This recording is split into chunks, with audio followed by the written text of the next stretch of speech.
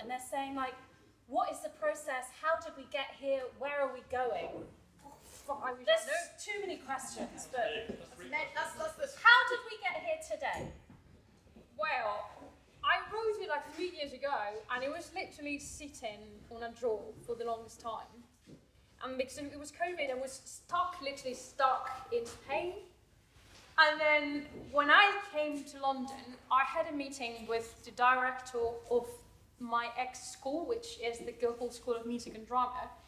And I just showed it to him. Obviously, he's very busy, but he listened to it and he was like, this needs to go to places, so just keep working on it. And I guess that sort of, gave me a bit of hope, and I just eventually met the right people that gave me some feedback on it, and I kept on and off working on it. To be honest, I worked on it. I did it all myself. I wish I had a team. I will have a team, hopefully, eventually. But at this point, it was just me fiddling with it, writing things up, seeing if it worked, if it didn't. And then I remember Rachel and we did a read-through of a script. So obviously these things will develop and they will change and they'll go through so many kind of cuts and different opinions. Yeah. So this was one, and I was saying it was quite long. It was like, we did a read-through. How many? It was like 2.5 hours. I said, we're not doing an opera, Sam. It's a musical. It's a musical. You don't want to write like a 1 hour musical. Les Mis, it's not that long. Let's follow Les Mis. It's a good structure. But it is true. So Rachel, come up. So you joined us for this first read-through, and it was amazing, Sam. That was the first time sharing it. We had everyone doing it, and you knew straight away you wanted Rachel to be involved. Actually, that's funny, because we met at school. We went to the same school. We probably met. So I remember watching at Guildhall. Doing your masters. I was doing my masters. You were doing that too. Yeah. And I remember I was in this concert at school, and I didn't know you then. Oh, that was the American show book. Yeah, so it was like 10 different people singing. A lot of students. And I remember listening to her and being like, in fact, she was the one that got like standing ovation. And then lockdown and stuff, and she was in my head all the time when I was writing the story. Yeah, and now she's here doing it. It's quite cool. 3 years later, like, come on. That's really cool. Rachel, how is it performing Sam's music?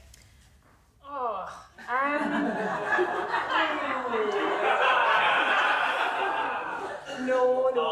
Do you know? Even just talking to some of the folks here about it, actually, is very moving, because Sam is a real person, and Sam is my friend, and I remember when Sam sent me the script the first time, and I read through it, and I had to stop multiple times because I was very moved and couldn't read anymore. I needed to have a little break before I carried on. And so I think, honouring Sam and Sam's journey and bringing that to life and being a part of that process and bringing it to life has been incredibly special and incredibly moving. And a real honour, actually. So thank you very much. Thank you. And Sam, that is so true. Like, this is autobiographical. You have written about your life and you've shared it, and we have your wonderful, glorious family here who have been supporting along the way. You were there for the first read-through, so it's wonderful. Viva Real Madrid!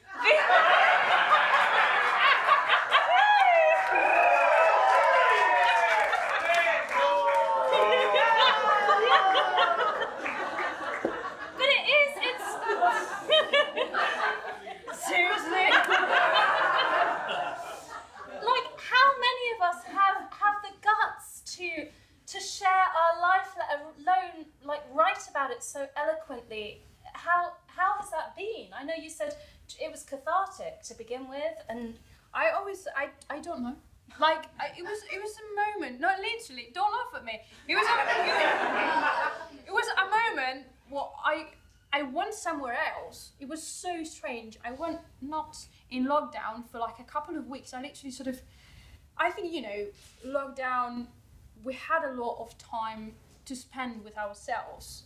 And I personally wasn't ready to do that. I had a lot of ghosts from my past suddenly hunting me. I had to go back to Spain after like 6 years of not living there with my parents. Suddenly school was closed, no jobs, everybody died. It was horrible for everybody. So it set me off. And it was like, instead of going to therapy, I wrote a musical. Seriously, that's exactly how I feel. And I just feel that the whole piece wrote itself. It just came out as a whole improvisation. In a couple of weeks, I remember waking up, my computer, going to bed at like 12 p.m. from like 9 a.m. in the morning, just doing that, creating, writing. I don't even remember how doing it. Because you are a pianist improviser, so that is like your bedrock. And so how has it been? So the prologue is now kind of as is, but you have kind of come to that from a really improvised world to something more solid. How has that journey been? Yeah, I like the prelude, like the first piece of the musical, the solo one. It's an improvised piece every time. Like I don't follow. Like it sounds very similar every time, but it's not the same notes at all. But it's pretty much. Isn't that remarkable? And so the vision for the musical going forward, we spoke about this. Hopefully you still will do it. It's so loud. He's translating for your Sorry, mom. I'll cut you. I'll explain to you. He knows that I don't like football. It actually does. Let's also say this. So when I met Sam in 2017, your English was like, Oh my God, my I'd be English like, Sam, wasn't. speak to everyone, share a story, and he'd be like, ooh. My English was not. So you've written a It musical didn't in English. It's just wild, and you've written the music in English. Anyway, The music in English as well. Does anyone have any questions? Because I can go on and do a couple more questions. Oh, we've got some questions from the singers. Anyone else? Yes. Question about like your ideas for the set. There was discussion about the piano, but we kind of want to know like overall, like if you had your ideal venue and your ideal show, what would you want for the entire like set? So one of the things I would like to do with this show, to make it even a bit more different, is to actually have a piano on stage and make it part. Because Bette, the main character, she's a pianist, so there's a lot of meaning to that instrument, and so I would like to have a show that actually mixes live. I don't want to say like classical music, but it's that idea of like playing with a piano on stage that I think could be different from. Yeah, and it's epic. And we'd spoken before about how, you know, you could be playing with this thing that you play the prologue, and then Bette comes out, and then it's this merging of reality of the world and then storytelling, which now as we move into this, like, you know, all the social media and stuff, which is about people at the heart of things, like real people, it seems really, really prevalent, and I think that's crying out for a director to... It is. On that line, oh no, I'll do my final question.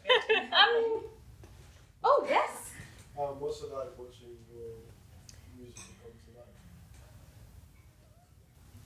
What's weird. it like watching your musical come to life? Was the question. Yeah, it's you know, it's something that I'm really trying to keep far from. Like, I'm just literally being a performer with it and trying to do my best. I've worked hard mentally to detach a bit from it, because otherwise, when I started, you remember that I played here like a couple of songs months ago, and I ended up crying myself. I couldn't do it, and now I'm like, okay, I didn't write it. I'm just playing this. Someone else did.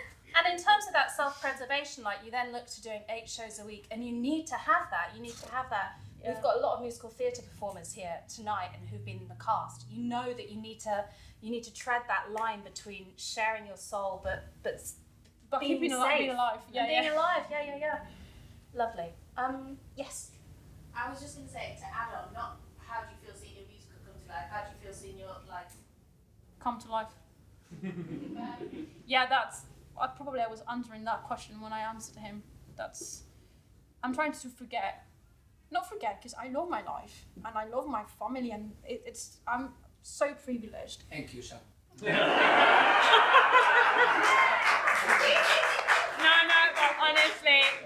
they are the best thing I have. But I'm trying to I detach from it.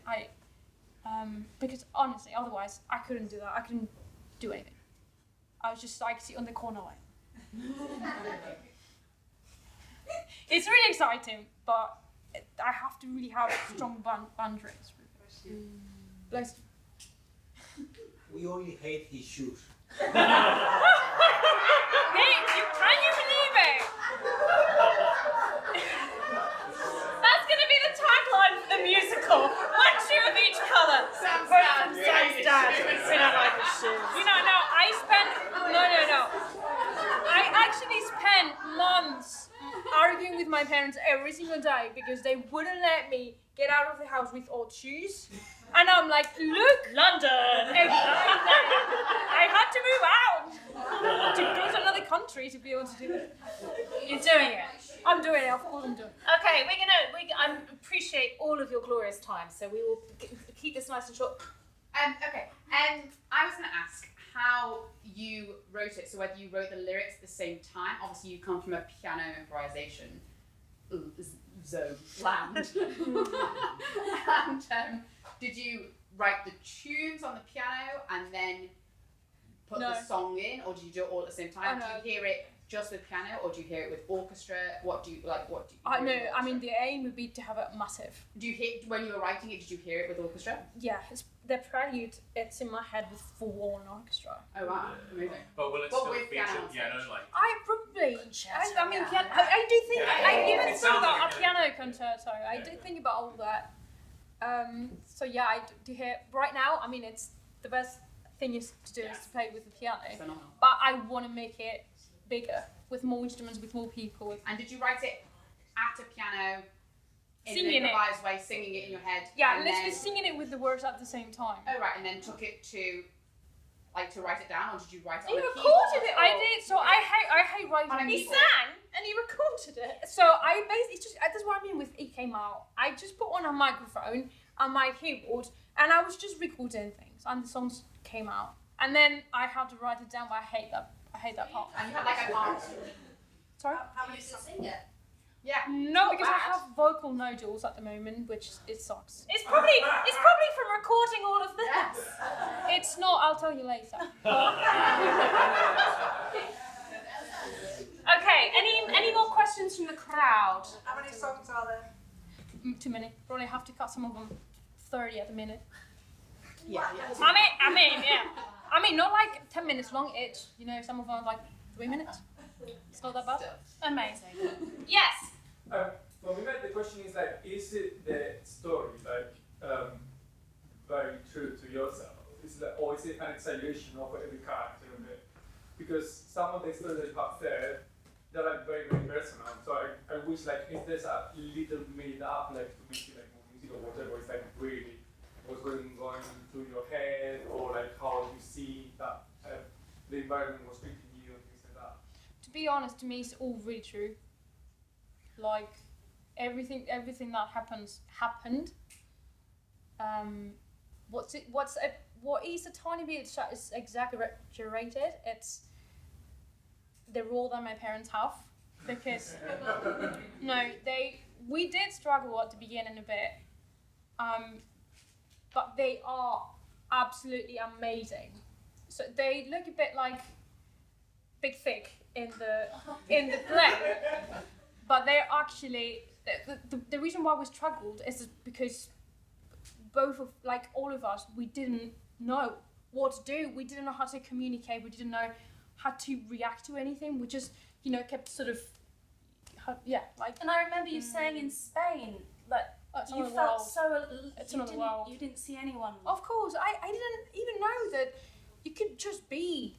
It's just like I didn't even know what the world trans meant until I came to London with 19 years old. Not 19. 20. Jesus, I don't even want to think about it. But that's the only thing that's a bit like they were amazing. Even when we weren't close to each other, they were still amazing. So That's wonderful. Yeah. Wonderful. How do you feel now that you're able to express yourself fully? I feel happy. perfectly fine. What else? That's such a Spanish answer. No, I'm good. Love it. I have a question. Get it. So when we first met, the thing that we talked about was kind of your journey of kind of breaking free of like a more traditional musical education and life and creating this thing for yourself and being a pianistic improviser. And I was wondering how much that kind of went hand in hand with your trans journey as well. You know, they're both obviously huge parts of your of discovering your kind of sincere self. And how much were they both kind of part of the same thing for you? It's exactly the same thing, if I'm honest with you. I'm free in the mezzo because I'm personally free. It's like I literally came to London and within 1 month I had already gone to talk to the director of the school and been like, I didn't even speak English, and I knocked on his door and I was like, I just don't think I'm in the right place, and I think I can give so much more to the world with my own improv than with the classical music. I actually said it to him like this, and he was like, you know what, because you're telling this to me from your heart, I'm just going to listen to you. So that's how it all started, and I started wearing old shoes pretty much around that time. So that's what you started on a classical pianist. I'm a classical pianist. And then you said, And then I just needed to. I love classical music, but I'm not made to play it. I can't. But that's why I love this, because it's such a hybrid, and we talk about like new opera, and obviously tonight you'll have heard a real mix of voices. We have the creme de la creme of the West End musical theatre world and the creme de la creme of the opera world. We actually do. That like really, that's ridiculous. And actually then to be blending those, the style is. I said to Ben earlier, I was like, it's operatic in its scope, It's really cool. as well as being. I remember when I first heard Alex and Jamie singing "When Darkness Comes," which is musical theatre and opera together. I was like, why is this not done more often? Yeah. So cool. Yeah. So Okay. Any more questions? Oh, sorry, my God, it's still going. Sorry, I've been very greedy. I just wanted to, is that something you would like to feature in the show, your kind of transition from being a classical pianist to an improviser, as well as the kind of, because I feel Sam like... has to be in the show. Can we just all Oh, accept yeah. that? Obviously. But I feel like those stories... Until it runs for 25 years, you probably can't anymore. But I feel like those two That stories is are actually a good point. both such a big part of you. It would be, I wondered if you'd be interested in I'd being never part of thought the show. about it, but it's a good point. I guess it would be interesting to think about, actually. I don't know how much that would be important for the actual show, but it would be a good idea to think about that. Certain piano parts. I'm just thinking of like the producers and then the Going the covers, and they're like, I don't know what I'm doing. Different show every night. And Yeah. actually, that could happen there. All the swings are like, where's my track? Yes. I just want to apologise for keep shouting out, but I'm very passionate about this. I think it's a wonderful time and a wonderful story that needs to be told. Thank you. So, Thank you. Very nice. So, to round off and on that note, two questions. Number one, where do you hope you will see this go in the next 6 months to a year? Like, what's the next step? So today we shared eight songs. We did a bit of text in between. There is a script. Is it to now do like a week-long workshopping, or? It's ready to go into workshop. Definitely, it's the whole thing is done. It just needs to be polished. I need a team. You know, I've done all of this myself with a lot of help in the admin world from a friend. But that's it. You know, like I don't know what I'm doing. Like I was saying earlier, it's like the astounding thing is so for creatives, I think many people agree here, everyone, you're a genius. And you're a musical genius. No.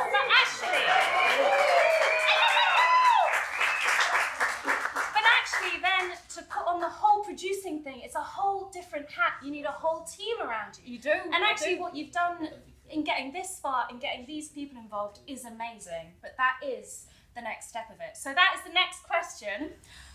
There's two again. So what can we do here if we have no relation to the theatre world, no relation to any producers or any private funders who would love to support a project?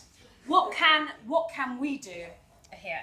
So I think the main thing for this is that it needs to be heard. Like, people need to talk about it. So everyone could leave tonight and do one tweet or one Instagram and tag one shoe of each colour. And if we all did that, that's like 50 posts going, woo, amazing night. Okay. So do that. Genuinely.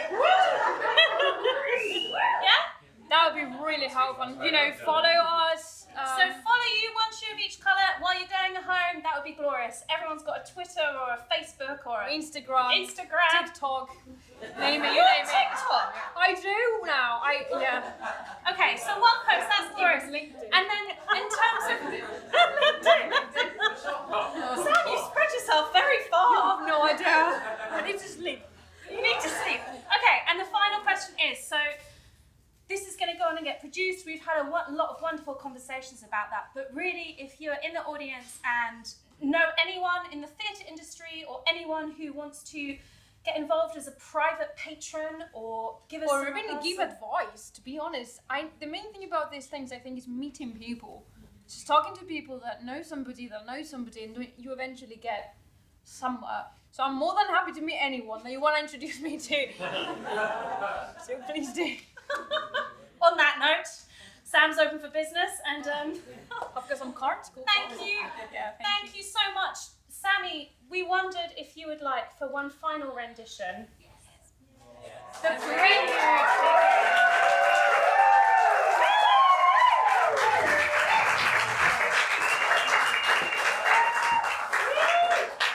he does this, thank you so much to you all for joining us and for taking a night out on a beautiful sunny Saturday to come and join. Sam has absolutely poured his heart and soul into this, so congratulations, Sam. Thank you a huge amount to Shoreditch Treehouse for this beautiful space and for always supporting our projects. It's really, really appreciated. You can come and hire this space. It's a corporate venue. You can do away days. You can do many wonderful things here. So go and speak to Ollie if you'd like to do that. She's just at the back. And also a huge thank you to the cast. Freelance artists are so busy and pulled in a gazillion directions.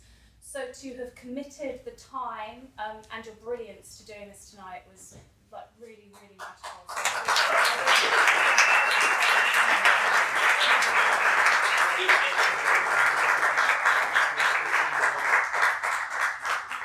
So you've heard this before. It's the prelude of one shoe of each called the musical.